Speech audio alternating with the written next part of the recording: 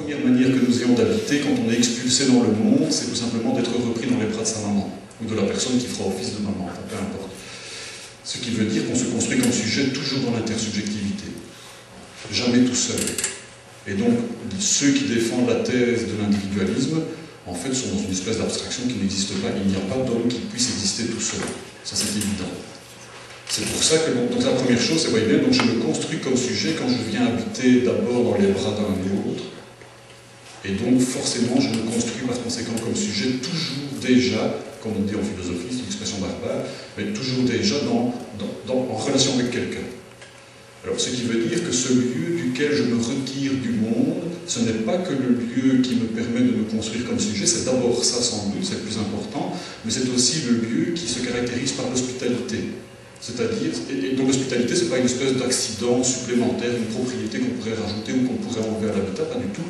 L'hospitalité, c'est le propre de la maison, enfin du lieu que l'on habite, par exemple, ne fût-ce que la grotte dans laquelle je me réfugie, ou la cachette où je suis, enfin peu importe, dans la mesure où, effectivement, quelqu'un qui en aurait besoin, ou quelqu'un que j'aime, je pourrais l'y abriter. Ça fait partie même de l'habitat, de la définition même de la structure de l'habitation.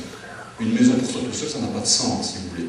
On peut vivre tout seul, mais le problème, c'est que je sais bien qu'un autre pourrait toujours y faire intrusion d'une manière ou d'une autre. Enfin, d'office, même si je ne le veux pas, parce que je veux vivre tout seul comme un grand, il n'empêche que je sais que ma maison peut un jour abriter un autre. Contre ma volonté, éventuellement, ce sera donc pour moi un voleur, mais toujours est-il que autrui est toujours déjà présent d'une manière ou d'une autre. Donc, on n'est pas dans une relation individuelle. Si on part du principe que c'est que la première manière de se poser comme sujet, c'est d'être arraché au monde par les bras de sa mère, ou de ses parents en général, ou de la personne qui fera office de père ou de mère, c'est vrai qu'on peut imaginer que du coup, nous déployons toujours notre maison à la façon que l'on a appris de pouvoir se retirer de lui, si vous voulez. C'est-à-dire, on déploie la maison, le lieu où l'on vit, le chez-soi, à partir de ce que l'on a appris dans cette relation privilégiée qui était celle que l'on avait avec nos parents, la mère principalement, de manière classique.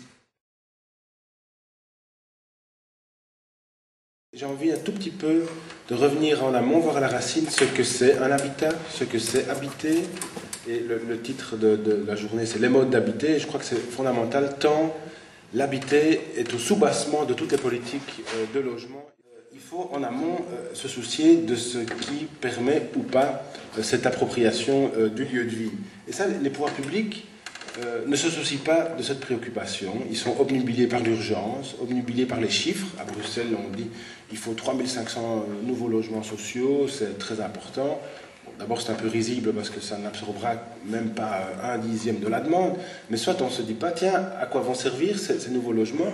On n'a pas fait une analyse préalable des tendances sociologiques, démographiques qui pourraient sous-tendre ce besoin en logement social. Et par exemple, il n'y a aucun logement social groupé, aucun logement social intergénérationnel, alors que tout le monde s'accorde à dire que ce sont vraiment des tendances de fond très lourdes qui sont en train de bouleverser complètement la carte de l'habitat. Et ça, les pouvoirs publics, comme des bulldozers, ils avancent et ils ne vont pas voir à la base le besoin. Alors l'habitat, c'est quoi? Eh bien, il y a des philosophes qui se sont penchés dessus, Heidegger et Levinas essentiellement. Heidegger, le premier, a dit, je cite, « La véritable crise de l'habitation ne consiste pas dans le manque de logement, elle réside dans ceci qu'il faut d'abord apprendre à habiter. » Je trouve que c'est une phrase très forte qu'il faudrait garder en tête lorsqu'on veut résoudre cette crise du logement. Alors, l'habitat, c'est quoi? Alors, on sait ce que c'est le refuge, l'abri, c'est se protéger des éléments, remplir certaines fonctions vitales. Mais l'habitat, c'est autre chose. Pourquoi c'est autre chose? Parce que l'homme n'est pas que soumis à des besoins. L'homme doit aussi, via son logement notamment, se construire une identité digne et valorisante. Donc, l'habitat authentique, c'est un lieu où l'homme peut se construire dans la durée. L'habitat installe l'individu dans un espace et dans un temps, et c'est capital parce que notre monde est soumis à un changement permanent, et l'habitat représente alors ce point fixe, ce socle, et il y a une véritable fonction unifiante. Et l'être humain peut, là, dans cette fonction unifiante, se recomposer, se reconstruire, planter ses racines, etc. Un auteur a dit, si quelque chose de ce retrouvailles n'est pas réalisé, alors l'homme n'habite pas, il transite seulement. Je crois que l'image du transit est très, très, très intéressante.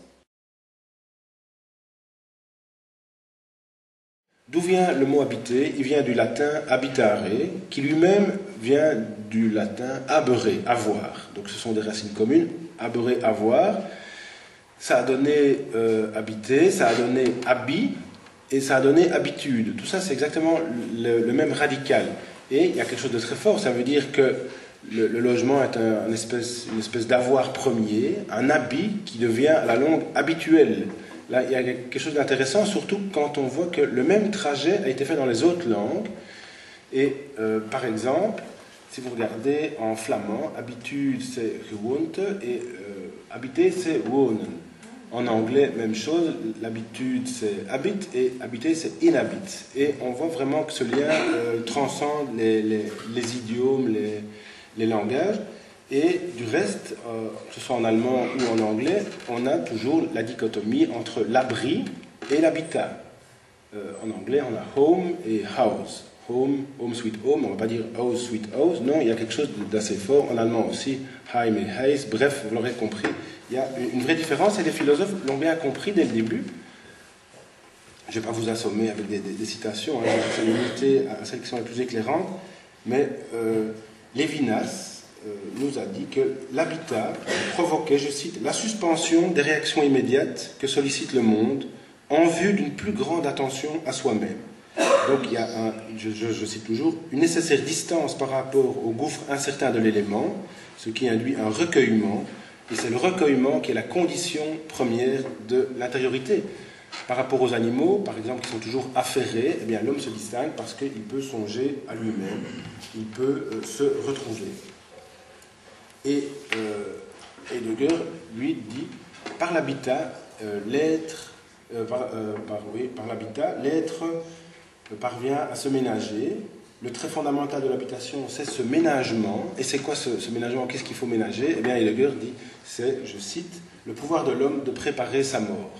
Alors, ça peut paraître un petit peu glauque ou lugubre, mais je crois que c'est assez fort. Il dit, finalement, les mortels sont seuls capables de mourir, ils peuvent assumer leur mort comme mort. Et c'est grâce à leur habitat que les hommes conduisent leur être sereinement vers la mort. Alors, je trouvais ça un peu abstrait, et il y a 10 ans, j'ai eu l'occasion de travailler avec des sans-abri de la région de Namur, et je leur expliquais tout ça, et au contraire, ça a trouvé beaucoup d'écho chez eux. Ils disent que ce qui les révolte le plus, c'est quand un des leurs, quand un sans-abri, décède en pleine rue, et là, ils disent, sa vie a déjà été confisquée, et voilà même que sa mort lui a été confisquée aussi, bafouée, il est mort comme un chien, à la rue. Ce qui est intéressant donc de voir, c'est que pour habiter, il faut à la base maîtriser son logement. Et maîtriser son logement, c'est quoi?